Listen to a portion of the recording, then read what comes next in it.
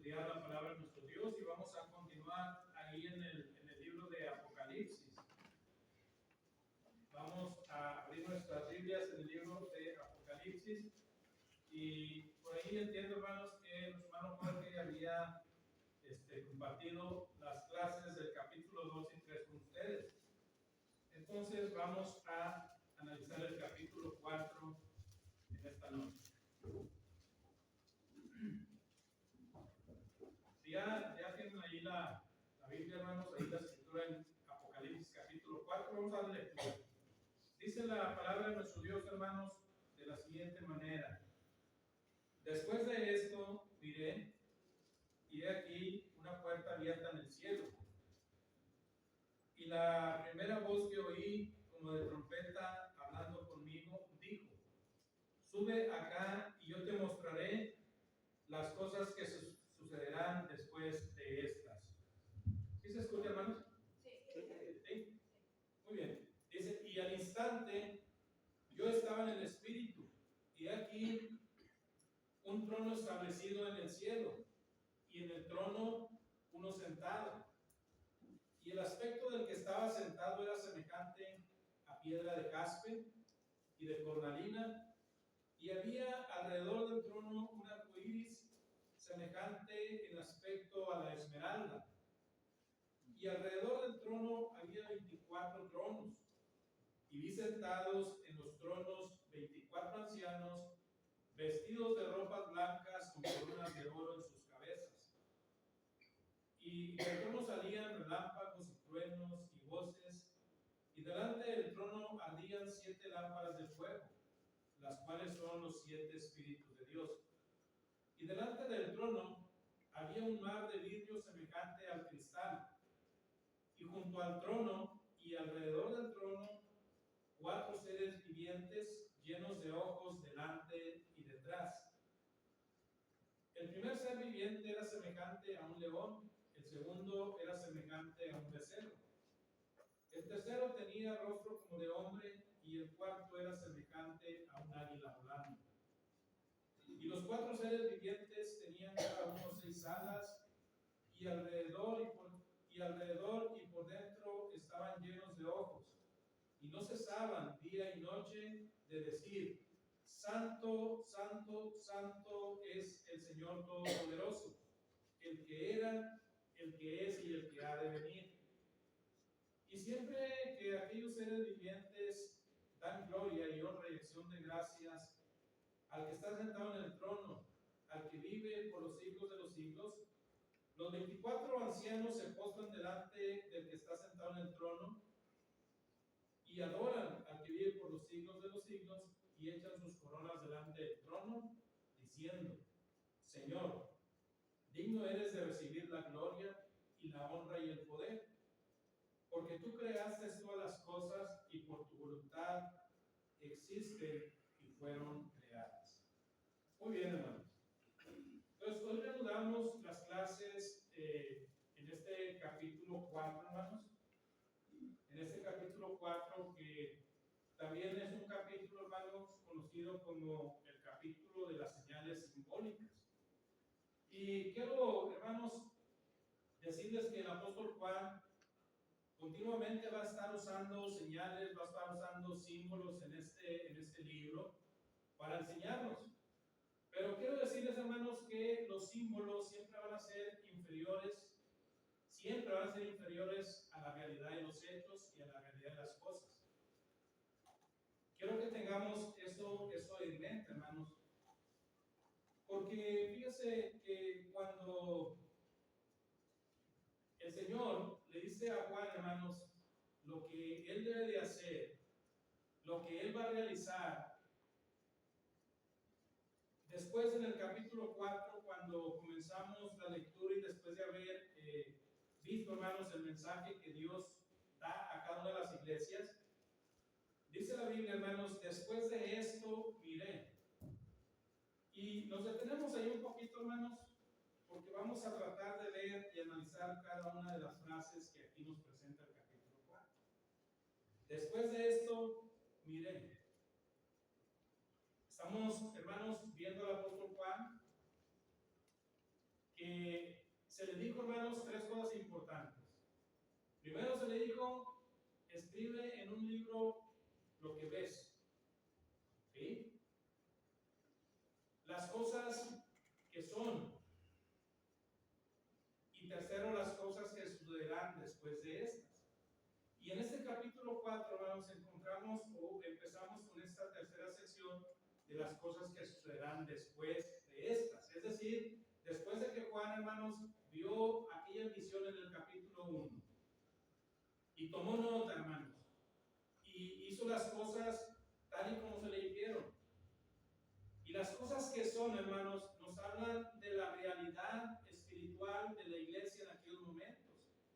La iglesia establecida, hermanos, en Asia Menor, una provincia del Imperio Romano, y las cosas que son, hermanos, son declaradas y no son enseñadas por medio del mensaje que Juan, hermanos, lleva a cada una de las iglesias en aquel lugar.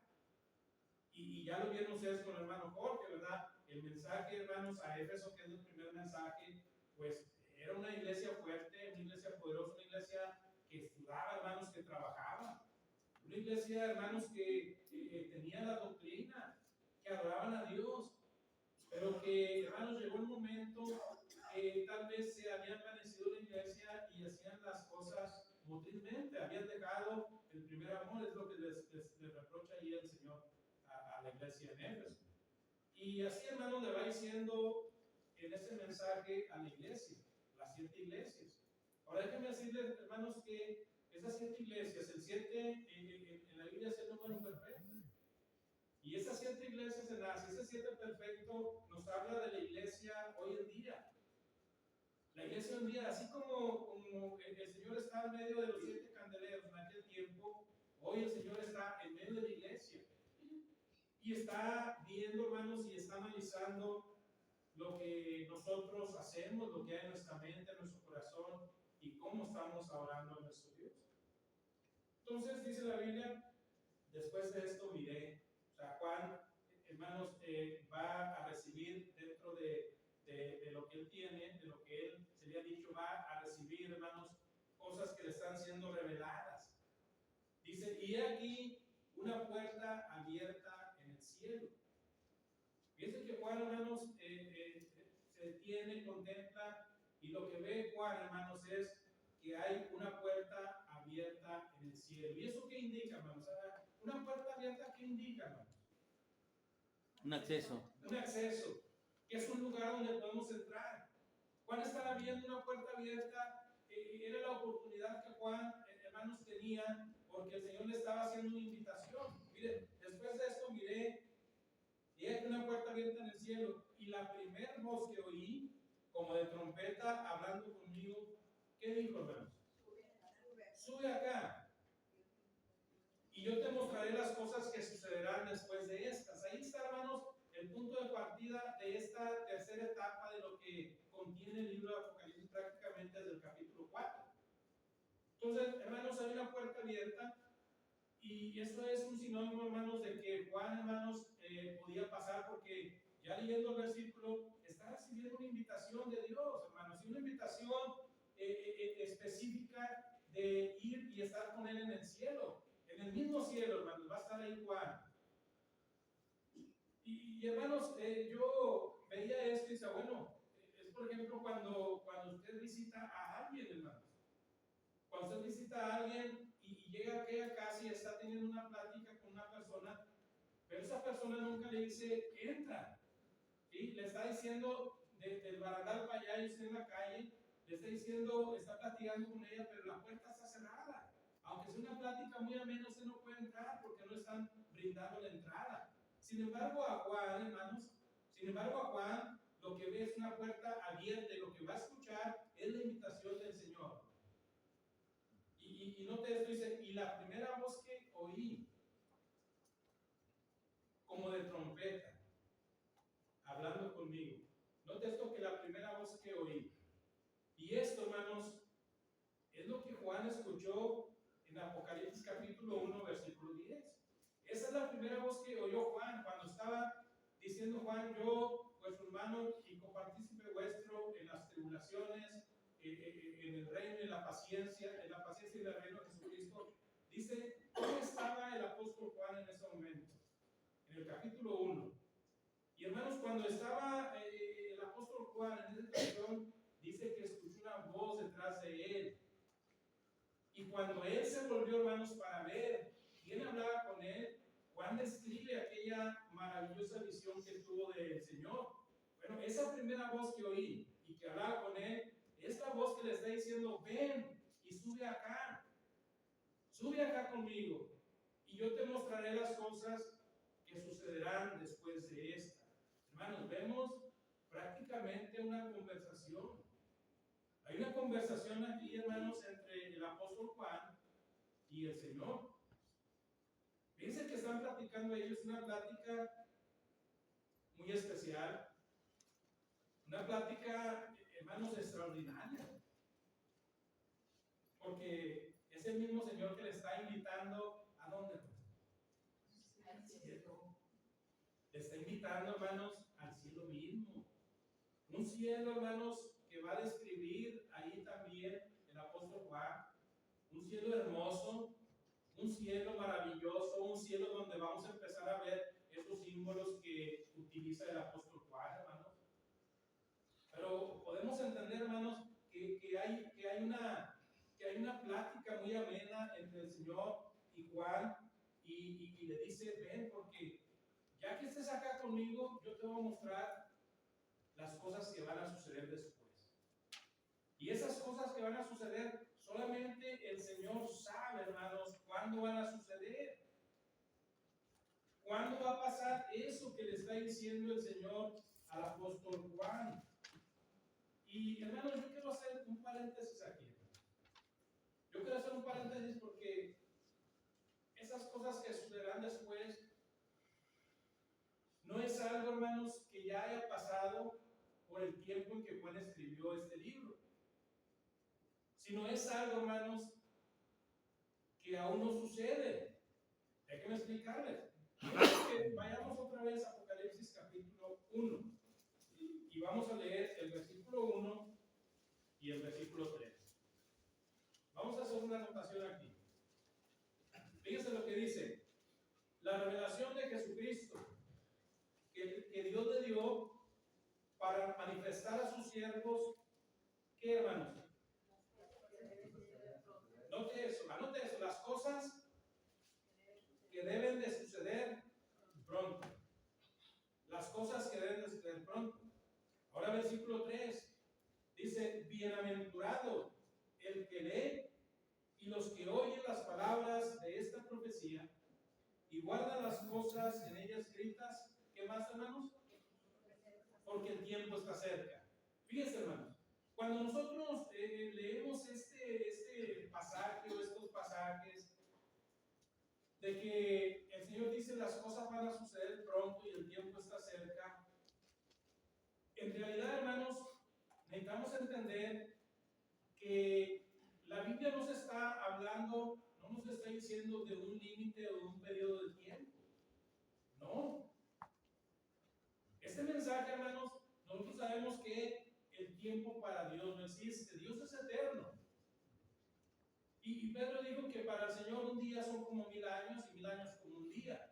Entonces, cuando hablamos de que las cosas van a suceder pronto o el tiempo está cerca, no sabemos. El cómo nos lo está diciendo, el cuándo no sabemos, solamente Dios lo sabe. Y yo quería hacer esa especificación, hermanos, porque cuando la Biblia enseña eso, nos habla del poder de Dios. Nos habla de la soberanía de nuestro Dios. Y podemos entender cuando nosotros vemos, por ejemplo, Génesis capítulo 1. ¿Cómo sucedieron las cosas? ¿Cómo fue ordenada la tierra? ¿Cómo lo hizo Dios? ¿En cuánto tiempo? No dice. Pero solamente dice que Dios dijo y fue hecho. Sea la luz y fue la luz. Hay separación, hay expansión entre las aguas que están en los cielos y las que están en la tierra. Y hubo expansión y Dios creó los cielos. Pero es el poder de la palabra, hermano. Entonces, esto nos está enseñando, hermanos, de que las cosas suceden cuando Dios quiere que sucedan y son, hermanos, en el momento en que menos lo pensamos. Por eso ejemplo, ¿cómo será la venida del Señor? ¿Cómo será, hermano, la venida del Señor? Como ladrón en la noche, en un abrir y cerrar de ojos, como un relámpago que nace en el oriente y se pierde en el occidente. Pero ¿cuándo va a ser eso? La Biblia no dice cómo sucederá, pero no nos dice cuándo, porque Dios es, hermanos, el dueño del tiempo. Él tiene el control de todo. Y la Biblia nos enseña eso, hermanos. Entonces, esas cosas que deben de suceder pronto, o el tiempo está cerca, o las cosas que sucederán después de estas, Dios sabe cuándo van a pasar. Dios sabe cuándo van a suceder. Nosotros no, hermanos, pero sí debemos estar preparados, porque en este capítulo 4, hermanos, vamos a ver cómo es la adoración hacia nuestro Dios. Luego en el versículo 2, hermanos, vamos al versículo 2. Entonces vemos a Juan, hermanos, que está yendo a la presencia del Señor, está entrando al cielo mismo, porque Él lo dice. Versículo 2 dice, y al instante yo estaba en el Espíritu, y he aquí un trono establecido en el cielo, y en el trono uno sentado. Y el aspecto del que estaba sentado era semejante a piedra de jaspe y de cornalina, y había alrededor del trono un arcoíris semejante en aspecto a la esmeralda.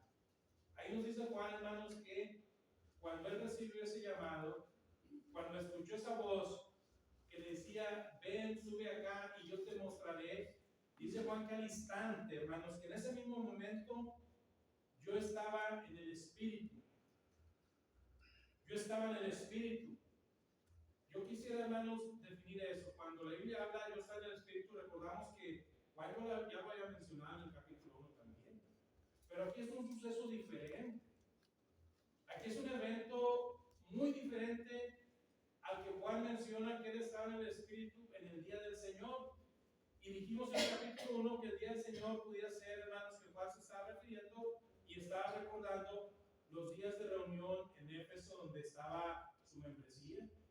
Y que Juan, hermanos, ese día estaba en el Espíritu, estaba completamente, hermanos, entregado, sirviendo a Dios, tal vez orando, tal vez, hermanos, cantando, predicando, meditando en algún pasaje, pero Juan, hermanos, estaba en el Espíritu.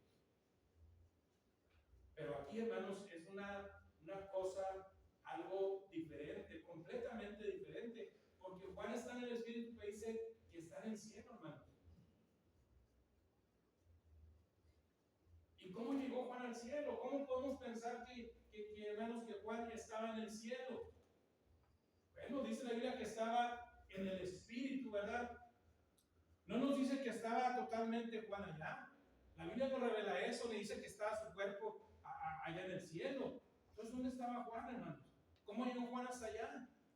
Bueno, esas son las cosas que nosotros no podemos entender, pero que, hermanos, Dios nos está diciendo que es posible. Y de esto tenemos ejemplos, hermanos.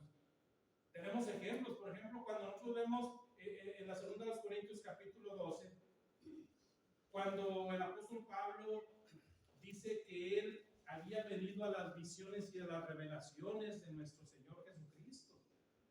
Y el apóstol Pablo dice, conozco un hombre. Y en ese pasaje Pablo está hablando de él, pero no se quiere gloriar. Dice, conozco un hombre que fue arrebatado hasta el tercer cielo, hasta el paraíso mismo, y que escuchó cosas inefables que no le es dado al hombre dar a conocer.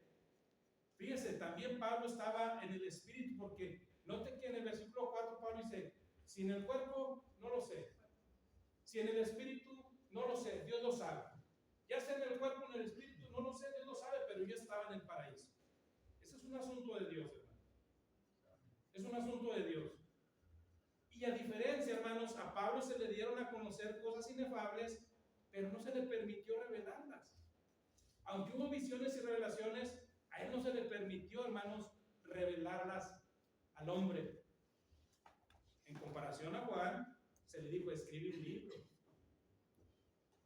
Toma un libro y escribe las cosas que has visto, las que son y las que van a suceder después. Y desde ahí, hermanos, Juan está tomando nota de la de las cosas que el Señor le está diciendo para darlas a conocer, para revelarlas. Dice también, hermanos, que cuando llega en espíritu al cielo mismo, ¿qué es lo que ve entrando en el cielo? Dice que cuando llegó al instante, hermanos, el espíritu dice, he aquí un trono establecido en el cielo. Hay un trono en el cielo, hermanos. Y ese trono, hermanos, está ocupado, no está vacío, alguien lo está ocupando. Y cuando hablamos de un trono, hermanos, estamos hablando de fuerza, de poder, de majestuosidad, hermanos, porque fíjense también que lo que dice el apóstol Juan, dice que en ese trono había alguien ocupando ese trono, y había uno sentado ahí en ese trono. Y luego nos va, hermanos, también a describir lo que había en ese trono. Pero fíjense, hermanos, que yo estaba analizando este versículo. Dice, y al instante ellos están en el espíritu, y aquí un trono establecido en el cielo, y el trono, y en el trono había alguien sentado ahí. Y lo dice, y su aspecto, o el aspecto del que estaba sentado, era semejante a piedra de jaspe y de cornalina, y había en derredor del trono un arco iris semejante al aspecto de la esmeralda. ¿Cómo describe Juan esta situación? Yo cuando veo este versículo, más que Juan esté describiendo al que está sentado, hermanos, en ese trono, y ese trono que, hermanos, es sinónimo del juicio también, es un símbolo, hermanos, que nos habla del juicio que un día se va a llevar a cabo con todos nosotros. Es un juicio, hermanos, que todos tenemos que enfrentar. Recordamos que el apóstol Pablo dijo en 2 Corintios 5:10 que hay un trono blanco, ¿verdad? Hay un trono blanco en el cual todos vamos a comparecer, todos vamos a ir a declarar y vamos a exponer las cosas que hicimos estando en el cuerpo, sean buenas o sean malas. Y partiendo de ahí, hermanos, en ese juicio vamos a recibir el pago que cada uno de nosotros merecemos. Cada uno merecemos, hermano. Por eso siempre la invitación en la Biblia, hermanos, para el cristiano es mejorar nuestros caminos, cambiar, hermanos, nuestra manera de pensar, analizar, hermanos, qué es lo que Dios espera de cada uno de nosotros, consagrarnos cada día más al Señor. El apóstol Pedro, por ejemplo, cuando habla de la segunda carta, capítulo 3, con respecto a la venida del Señor, nos dice cómo van a suceder cada uno de los eventos, nos señala ahí el apóstol Pedro. Y nos muestra, hermanos, que todo lo que vemos, las cosas creadas, los cielos, la tierra que nosotros vemos, van a desaparecer. Todos van a ser fundidos, van a ser quemados y no va a quedar más nada. Dice, y sabiendo nosotros que estas cosas han de suceder, ¿cómo no debemos andar en santa y piadosa manera de vivir? ¿Cómo no mejorar nuestra conducta delante de Dios? ¿Cómo no consagrarnos cada vez más a nuestro Señor? Entonces, hermanos, ese trono habla de un juicio. Pero note, hermanos, que yo más que Juan esté describiendo al que está sentado en ese trono, Juan está describiendo, hermanos, todo lo que rodea ese trono. Está describiendo, hermanos, la pureza de Dios, está escribiendo la santidad de Dios, la hermosura de Dios, la gracia y la misericordia de Dios, porque sabemos, hermanos, que cuando habla la Biblia de un arco iris estamos pensando en la misericordia de Dios. ¿Qué pasó cuando en los días de Noé, cuando el diluvio? Cuando Dios pone ese arco iris, hermanos, es un símbolo, es una señal de un pacto de que Dios no va a cerrar las llaves de los cielos y no va a destruir más por agua a la humanidad. está hablando, hermanos, de la misericordia de nuestro Dios a favor de todos nosotros.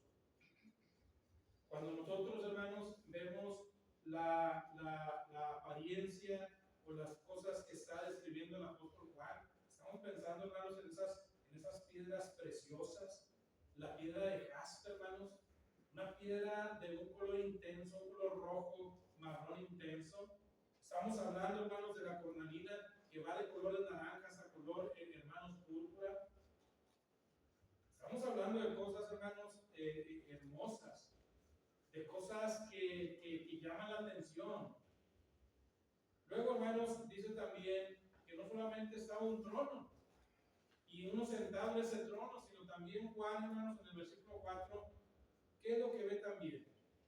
Fíjense que Juan, hermanos, llega al cielo mismo y va contemplando las cosas que se le van mostrando. Va, hermanos, analizando cada una de las cosas que él está mirando. Dice también que había alrededor del trono, ¿qué, hermanos? 24 tronos también. Y esos 24 tronos también estaban ocupados. No estaban solos, de que había 24 ancianos vestidos de ropas blancas con coronas de oro en sus cabezas. Y hermanos, estos 24 ancianos y esos 24 tronos nos enseñan, hermanos, del pueblo de Dios a través de todos los tiempos. Nos hablan del pueblo de Israel, de las 12 tribus, y nos hablan, hermanos, del apostolado del Señor Jesucristo, de los 12 apóstoles. El pueblo de Dios, hermanos, a través de todos los tiempos. ¿Y cómo es ese pueblo de Dios a través de todos los tiempos? Bueno, pues es un pueblo victorioso, hermanos, porque dice la Biblia que aquellos 24 ancianos, ¿cómo estaban vestidos? De ropas blancas. Y esas ropas blancas, hermanos, solamente podían ser emblanquecidas mediante la sangre del Cordero. Habla de pureza, de santidad, habla, hermanos, de ser libres de pecado, que fuimos limpiados de nuestra maldad, nuestros pecados a través de la sangre del Cordero, que nos relata también aquí Apocalipsis en el capítulo 6. Entonces, no solamente eso, sino también vemos que aquí los ancianos, ¿qué más tenían, hermanos? Aparte de ropas blancas, tenían coronas de oro en sus cabezas. Y, hermanos, para nosotros hay promesas. Para nosotros a esa promesa también de recibir un galardón. Apocalipsis al final, hermanos, vamos a ver que nos espera una corona de justicia, ¿verdad? Nos espera un galardón. Por ejemplo, Pablo en la segunda carta a Timoteo, en el capítulo 4, versículo 8, dice Pablo, porque yo he peleado la buena batalla, he guardado la fe, he acabado la carrera. Por lo demás, me espera que la corona de justicia, la cual me dará el Señor, pues justo. Y no solamente a mí, dice Pablo, sino a todos los que aman su venida, es decir, a todos aquellos que han vencido, todos aquellos que han lavado sus ropas en la sangre del Cordero, que han sido emblanquecidas y que servimos a Dios, hermanos, con integridad. Eso habla de un pueblo victorioso. Tenemos, hermanos, estamos esperando esa corona de justicia cuando el Señor venga. Y es un evento, hermanos, que ya vimos el cómo va a suceder. Y va a venir, hermanos, las señales que vendrá con trompeta de Dios, con voz de arcángel. Es un evento, hermanos, que va a suceder en un abrir y cerrar de ojos, pero sin embargo dice la Biblia que todo ojo verá al Señor. Todo ojo verá al Señor. Todos veremos cuando Él venga, hermanos. Esas cosas van a suceder después de lo que ya dijo Juan en el capítulo 1, capítulo 2 y capítulo 3. Ahora, el versículo 5 dice, y fíjense bien, y del trono salían relámpagos y truenos y voces. Y delante del trono ardían 7 lámparas de fuego, las cuales son los 7 espíritus de Dios. Hermanos, en la Biblia encontramos todos estos símbolos que pareciera ser, hermanos, que son eventos aterradores, pero realmente, hermanos, estamos estamos viendo cosas impresionantes que suceden cuando estamos delante de la presencia de Dios. Esos relámpagos, esos truenos y esas voces, hermanos, esas lámparas de fuego, hermanos, nos hacen recordar cuando el pueblo de Israel estaba delante de Dios, hermanos, allá en el monte Sinaí. En Éxodo capítulo 19, Éxodo capítulo 20, hermanos. Cuando Dios llama al pueblo, hermanos, al monte de Sinaí, ¿por qué llama Dios al pueblo de Israel al monte Sinaí? ¿Qué es lo que va a suceder ahí, hermanos? ¿Qué va a hacer Dios con el pueblo de Israel? Va a hacer un pacto con ellos, muy bien, hermanos. Va a hacer un pacto con ellos. Y ese pacto, hermanos, es un pacto que está establecido sobre lo mejor que Dios tiene para el pueblo de Israel, sabiendo la situación en la que estaba el pueblo de Israel en Egipto y la idolatría que ellos atesoraban también. Y ese pacto, hermanos, va a hacerlo a través de estatutos, de mandamientos, para que el pueblo, hermanos, pueda consagrarse y entender lo que Dios espera de él. Los mandamientos están claros ahí en el capítulo 19 y el capítulo 20, ¿verdad? Están claros los mandamientos para el pueblo de Israel, qué es lo que no debe hacer. Pero los estatutos, hermanos, son diferentes. Esos estatutos, hermanos, nos hablan de los deberes sociales, los deberes civiles que el pueblo de Israel debería tener hacia otras naciones, hacia otros pueblos. La manera de conducirse, de relacionarse y atender lo que Dios declara en esos estatutos.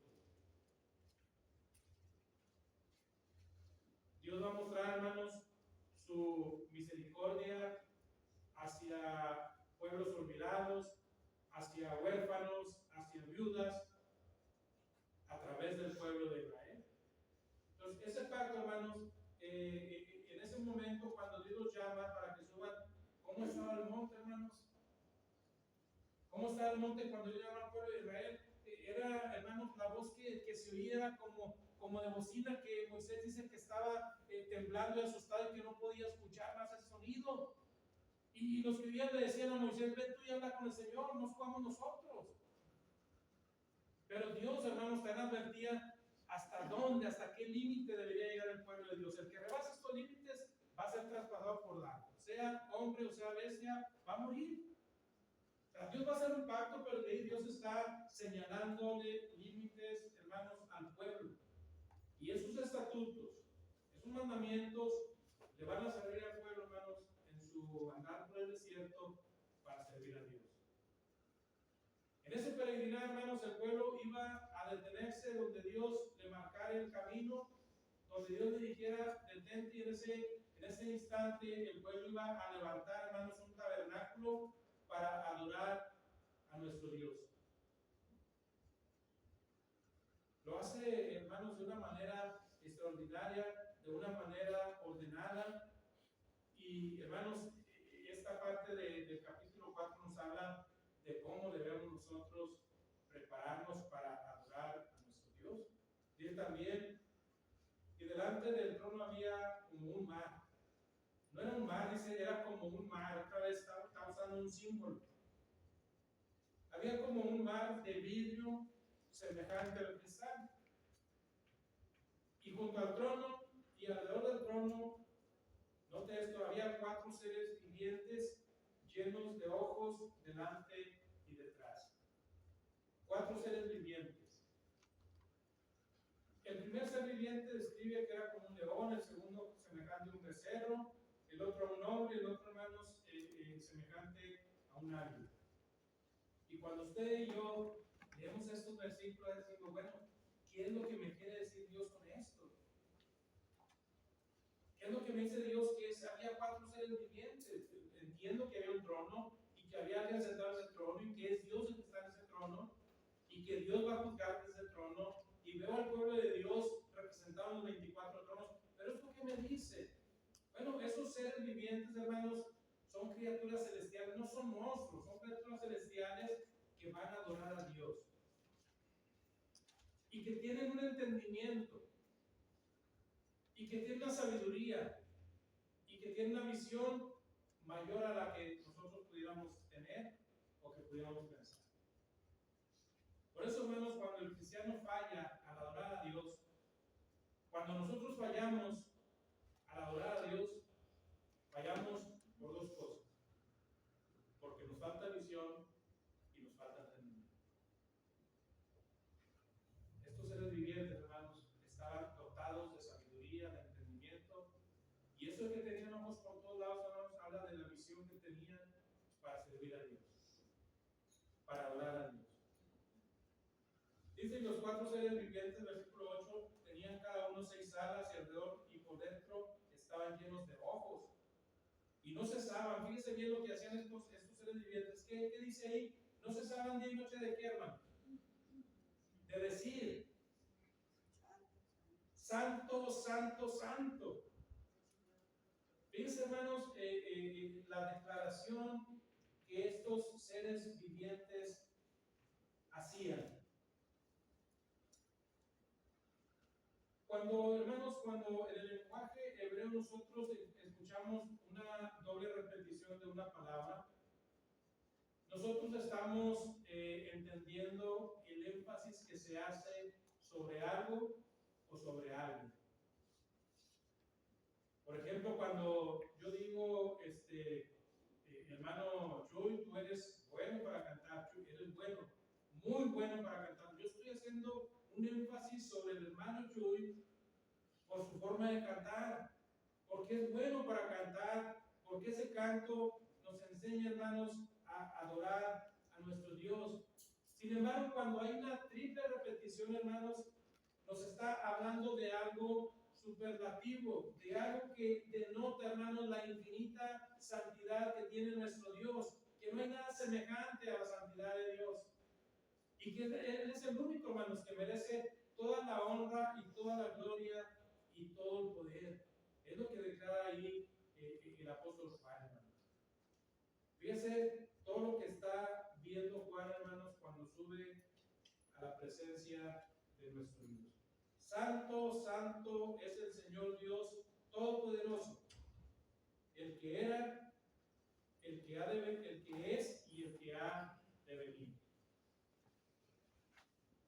El que era, el que es y el que ha de venir. Hablando, hermanos, de la naturaleza eterna del Señor. Hablando, hermanos, de la naturaleza divina. Luego, hermanos, en el versículo 9, dice lo siguiente, dice, y siempre que aquellos seres vivientes dan gloria y honra y acción de gracias al que está sentado en el trono, al que vive por todos los siglos de los siglos, ¿qué hacen, hermanos, los 24 ancianos? Están adorando. Están adorando, hermanos. Estos seres vivientes, hermanos, inician esa oración, hermanos. Estos seres vivientes declaran la pureza y la santidad de nuestro Dios. Estas criaturas celestiales, hermanos, dotadas con entendimiento, con visión, con sabiduría, hermanos. Y fíjense, hermanos, que quiero señalar también, hermanos, que Ezequiel, por ejemplo, en el capítulo 7, en el capítulo 28, nos enseña, hermanos, que Satanás era uno de estos seres celestiales que se envanecieron y que fue lanzado por nuestro Dios. Ezequiel dice en el capítulo 28 que Dios, hermanos, lo había ungido a ese ser angelical, que Dios lo había, hermanos, puesto en el monte de Dios, que Dios le había dado poder, que le había dado honra, que le había dado un grado de honor, hermanos, pero que este ser angelical se envaneció y fue lanzado. Quiso sentirse, hermanos, superior a Dios y fue lanzado. Es el diablo, hermanos. Estos seres vivientes, hermanos, cuando comienzan a adorar a nuestro Dios, hacen que aquellos 24 ancianos, es decir, el pueblo de Dios, en todos los tiempos, se postren, que den honra y gloria a nuestro Dios y que, hermanos, postrados delante de Dios, lancemos esas coronas. Bueno, dice la Biblia literalmente que lancen aquellas coronas diciéndole, tú eres el rey, tú eres la majestad, hermanos, declaran el poder de Dios, se inclinan ante Él y están realmente, hermanos, adorando al que Y el versículo 2, hermanos, dice, Señor, digno eres de recibir la gloria y la honra y el poder, porque tú creaste todas las cosas y por tu voluntad existen y fueron creadas. Amén. Hermanos, nosotros disfrutamos esta vida que Dios nos da, una vida que nos da llena de abundancia, que nos permite, hermanos, disfrutar las maravillas que Él ha creado, que nos permite ver, hermanos, esas obras de la creación y que nos recreamos en ellas, hermanos. Que esos tiempos, hermanos, que Él ha dado a este planeta, hermanos, son para el bienestar de cada uno de nosotros. Y el pueblo de Dios, hermanos, agradecido en todo lo que Dios ha hecho por nosotros. Porque dice que cuando Dios, hermanos, hace la creación en Génesis, ¿para qué ordena Dios la tierra? ¿Para beneficio de Él? Bueno, para beneficio del hombre. Porque dice que al hombre le dio poder a que tomara señorío de las cosas que Él creó, que tuviera el sustento, que trabajara la tierra, hermanos, es para nosotros. Porque todas las cosas que pertenecen a la vida y a la piedad, dice Pedro, nos fueron dadas por su divino poder y deidad. Nos fueron dadas a nosotros, a nadie más, hermanos. Entonces, ¿cómo no agradecer como esos 24 ancianos que decían, tú eres el reino, tú eres la honra, tú el poder, porque tú creaste todas las cosas que disfrutamos? Por ti fueron creadas y por tu voluntad existen hasta ahora. Pero las cosas que han de suceder después de estas, hermanos, nos enseñan que ese trono un día va a traer un juicio y que el Señor un día va a venir por su pueblo. Por eso nos invita, hermanos, a mantenernos en santidad delante de Él y adorarle y honrarle, hermanos, y que no nos falte visión y entendimiento para adorarle como Él se merece. Dios les bendiga, hermanos.